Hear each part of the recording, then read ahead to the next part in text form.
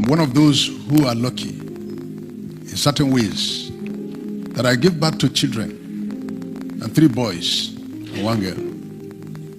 And I called them one day when they had grown to ask what they would like to do in life.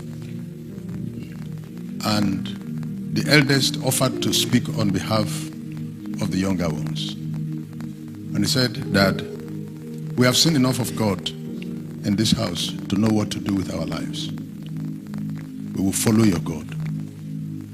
And today they are all pastors and missionaries in different countries.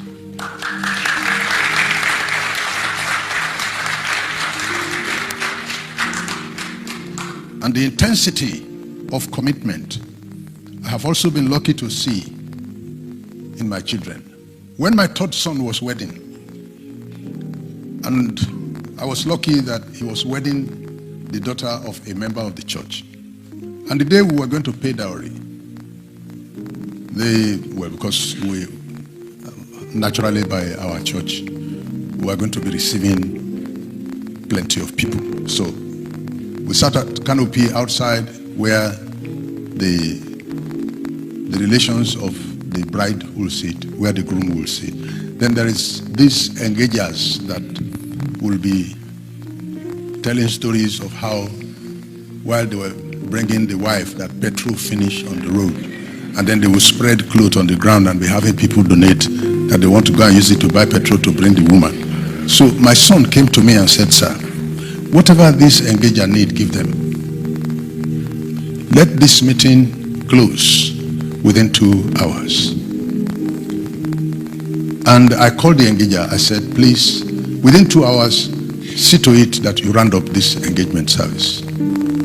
I gave her money so that the number of times we'll be coming out to spread clothes, to go and buy petrol, to go and give the vehicle will reduce. She said that, "But I don't know, that thing is in them." So it came to a point, my son came and said, "If this program continues to delay, that when it is 2 o'clock, I will leave. Because I have a crusade in Malete." So I called the engager again. I said, "Would you please fast track the process? Because the young man says by 2 o'clock he will leave." She said she had, but that thing is in them. They want to collect as much money as possible. So at 2 o'clock, my son got up and said to me, "Dad, I have to go now. You are the one we are marrying wife for." My son took his Bible and left us there. Yes. And when the wife saw that my son had left, she also took her Bible and followed her and left all of us. Are you clapping? I thought you would be embarrassed. So I had to apologize to my in-laws that, "Sorry, Semo, I want more saying, the children of nowadays, they have gone." But that made a very strong statement in my church and in the city about the type of children I have and the kind of priority they put on the work of God. And it's my joy that I am able to see in my lifetime and the kind of zeal and commitment that my children have in the 2nd generation. This also helped me to pastor my church properly, as I am able to also let all the young people and the parents see what example we represent, that we place ministry above personal interest. The young man had told us at 10 a.m. that this meeting had to close on time because he has a crusade, and he does crusades about. As my son, 3rd son, I was climbing rocks in East Africa, and I take them along with me because I don't want to lose them. So there are these Swahili Maasais, they live in the rocks, and as I climb the rocks, I scream at them, "Jambo, I have no enough Swahili to take a permission. Can I come?" Because if he poke his head out of the rock, And he saw me coming, and he does not approve. He can roll the rock against me. So I took permission. Can I come? He said I should come. I put my Bible under my armpit. I was climbing the rocks. And halfway through, my breath failed. Because as we are going up, the oxygen level is reducing, and and of course, I'm getting older. That one is not witchcraft. That is not witch. I'm getting older. I'm happy I am. So my son told me, he said, Dad, come down. I will go. And he went to them. He had not even married. And when we came to Arusha around Mount Kilimanjaro, we needed to take our flight back to Nairobi and back home, where we change our dress. Because the dress you go with, you can't return with it.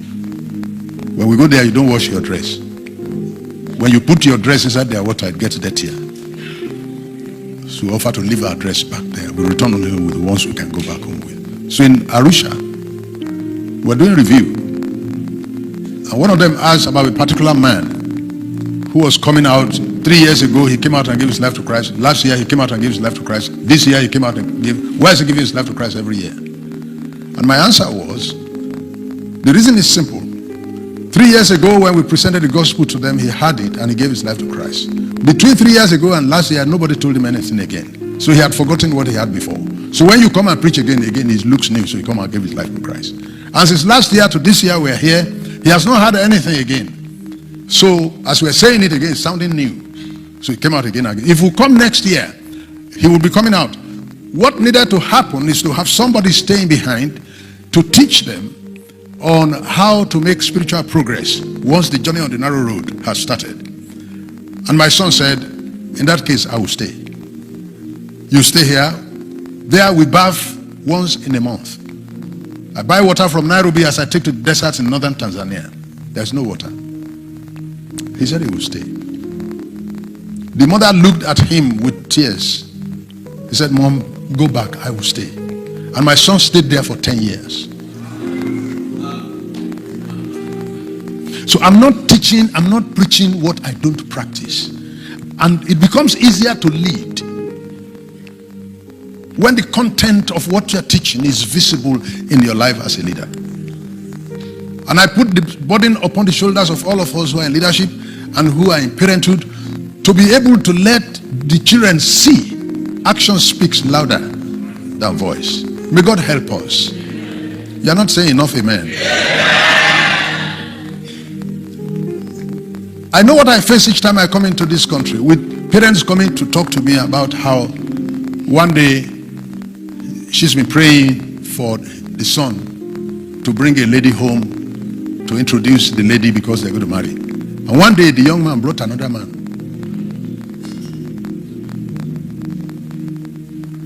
And all arguments, all Bible verses, male and female created he them, name it. They're not listening. And I can feel the pain in the heart of parents who are seeing a degraded generation following behind. It makes them sad. I confront this every day, both in the United States and in Europe. And not many people are as lucky as I am in terms of raising children. That's why I pray again, I pray again. I can say it 100 times. May you not lose your children. It's a very painful loss. It's a loss that is bigger than money. May you not lose your children. And all of you young people who have the privilege of listening to me, I'm a grandfather. If you give us pain while we are alive, and you're not giving us the joy we deserve to have over you, you will soon become a parent yourself. You will soon become a parent yourself. You will soon become a father. You will soon become a mother. And what a man sowed, that's what he reaped. I pray for all of you, may you not lose your children. Hello viewers, and welcome to this session of brief personal charge. I want to believe that this short video has blessed you as much as it has blessed me. Wow, there's so much lesson to learn from these brief stories. In a time where it looks like what we see around is Christianity of convenience, this short video tells us that God still has men, people who are ready to give up convenience, give up luxury, just to honor the Lord. People who are ready to carry out the commands of our Master at all costs. This is the essence of this channel, the Voice of the Ancient. The intent is to stir up holy desire, holy hunger in the hearts of our viewers and listeners for Christ. Our desire is that everyone who comes to this channel to watch and to listen will have a deeper walk with Christ every day. Please do well not only to watch, but subscribe to our channel, share our videos so that others can watch and be blessed also. God bless you and increase you mightily.